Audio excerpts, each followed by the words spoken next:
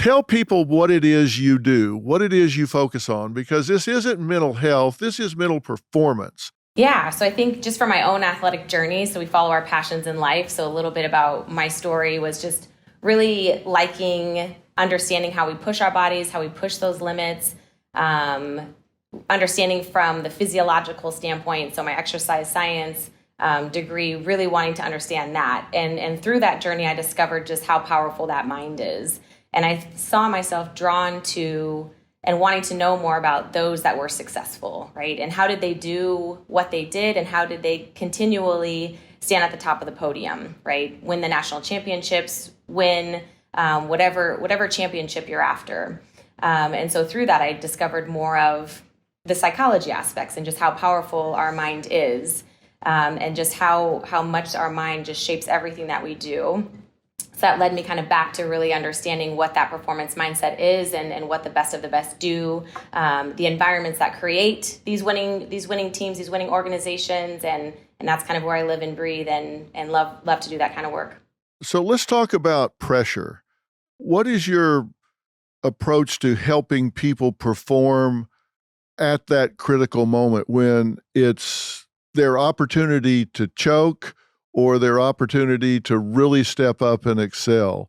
Do you have a particular strategy, approach, philosophy about teaching athletes to deal with those big pressure moments? I worked with a coach once that said, pressure doesn't exist. It just doesn't exist, right? So in their mind, that's how they dealt with it, was just saying like, it doesn't matter, right? And then you hear the cliches of like, well, pressure builds diamonds, and there's all of these things with dealing with pressure. But I think in general, ideally, we've prepared our athletes for this moment, right? So the best athletes of the best athletes just live for those pressure moments, right? And this is when we see in the movies where like things get like foggy and kind of zoom out, and you just see this like tunnel vision, right? And the best athletes like live for those moments, and know exactly what to do. But even with that, they've probably had these moments as they've gone through sport to know how to handle those moments, right? So if we think about your progression and your development as an athlete, probably early on, there were coaches that helped them have those moments, so that now when there are these big moments in the Super Bowl or whatever it is, they know how to manage those. Does that make sense? Yeah, I think, are you saying acknowledge it and have a strategy for it when it comes up? Well, I would say the best of the best, like live for those moments. But I would say too, in those moments, right? So you take control of what happens, right? So you know exactly what you're doing, you know exactly the play, you know exactly how you're going to, what you need to do, and you stay focused on the moment, right? So you don't get overwhelmed by the moment, but you're able to like recognize where your mind is, you're able to put it where it needs to be, and like block out any distractions that might be there, right? So whatever that is, the winning free throw of a basketball game, right? So you know exactly, like, stay with your routine, take your deep breath, do your shot, right? So really being able to control your mind to stay focused on the task at hand to deliver your best performance in that moment. And when we see athletes maybe fall apart in those moments, probably because they were distracted outside of the moment. Something caught their attention, their mind wandered, they became overwhelmed, as opposed to really dialing in, taking control of that moment, and delivering your best performance in that moment.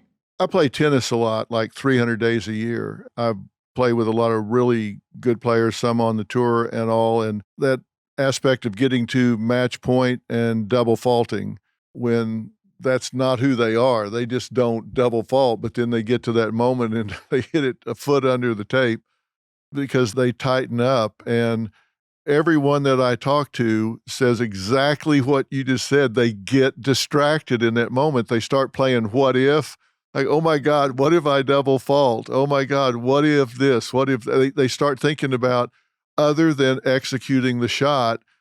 Really, every point weighs the same, but they put all of that time, all that pressure, and all the distraction comes into that moment. And of course, they're going to miss the ball. They don't even look at it because they're so distracted. That's such a good point about not being distracted in that critical moment. Yep. And it's hard to keep our mind in the present, right? So it's really hard to do that in that moment. But again, it's training your mind to know exactly what you need to do in that moment. Yeah, but boy, it sure pays off if you can. And that's the difference, those that really hone that skill versus those that don't. Right. When you do this with a team like the Jets, I guess there are some things you can do collectively with a team, but then there are things you have to do with the individual players because of their personal profiles. I would say, again, I love education. I love teaching. And so we can work on these things. I say coach, I say teach. And so we can talk about these things as a whole. We can discuss these various things. And then just like any other classroom or any other, even if like football classroom, whatever it is, each person has their own skill set that they need to improve upon, right? So just as we're teaching different installs or different things within different classrooms, like we're also working on exactly what we need to work on for our own selves. So we understand what our strengths are. We understand those areas where we need to get better with our own mental game. When you first broach these subjects, when you first introduce working on mental performance, do you find some of the people poo-poo it, are resistant to it, and you have to win them over? Is there skepticism, or do people lean into this? It's a combination of both, I would say. I think that as we're understanding more of the sports science frontier, we're really understanding the importance of the mental side. And I think sometimes if we don't understand, then maybe we might question some things. But I think it's in more of a curious way of just not knowing and not understanding. But I would say that every coach and every athlete that I've come across and interacted with, they understood the importance of developing that mental side or knowing the importance of that. And sometimes, they might not necessarily be open to some things, but in general, they know the importance of it, right? So I think as we're continuing to watch just sport in general move, we're becoming more accepting of mental performance in these ways. We're watching, this is like growing more as a career field now.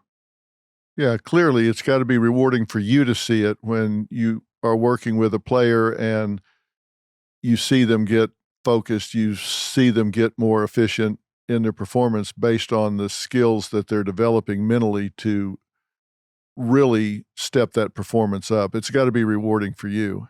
Yeah, definitely. And I think once someone can engage, once they engage in understanding all of the benefits of sports psychology and performance psychology, and they really commit to it, then they definitely see the payoffs and the benefits for that.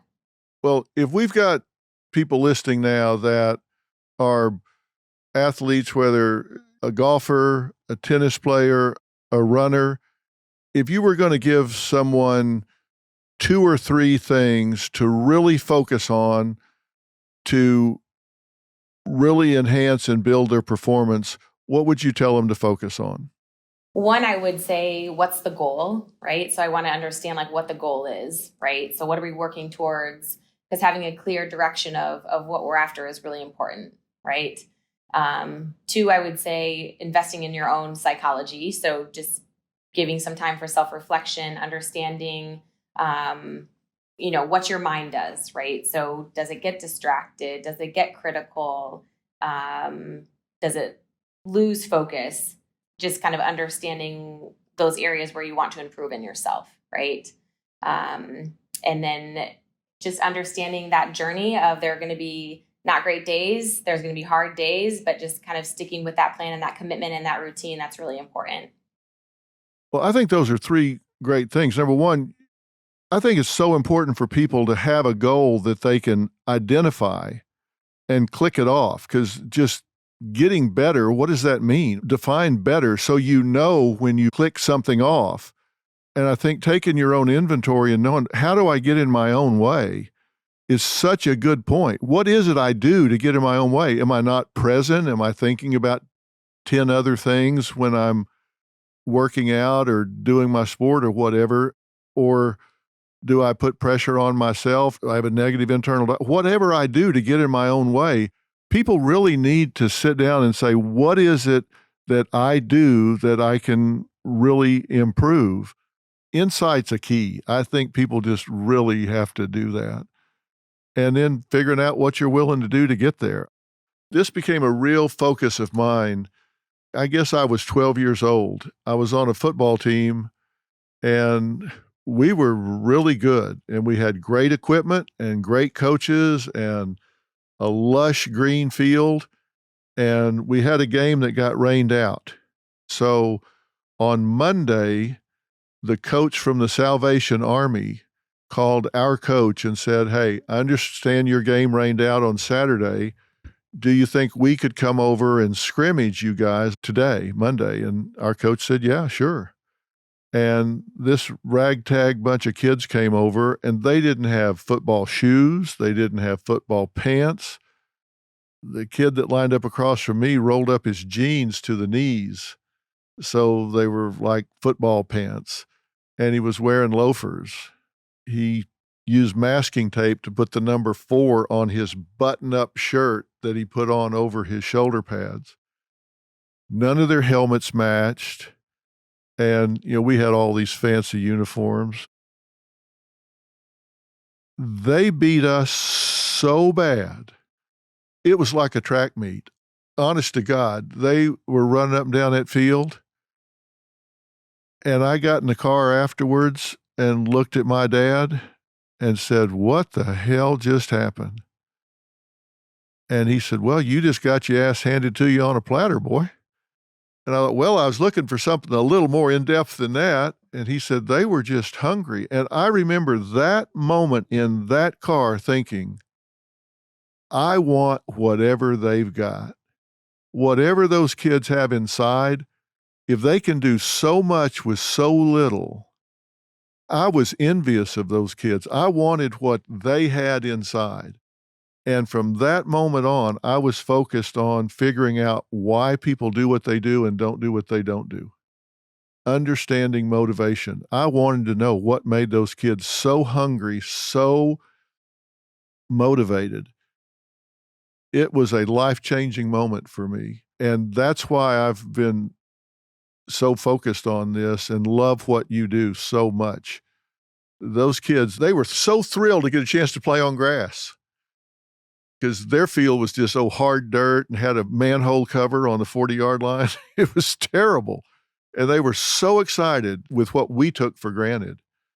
They had such a better attitude than we did. I learned so much that day, and I've never forgotten it. It's been, God, almost 60 years, and I've never forgotten it.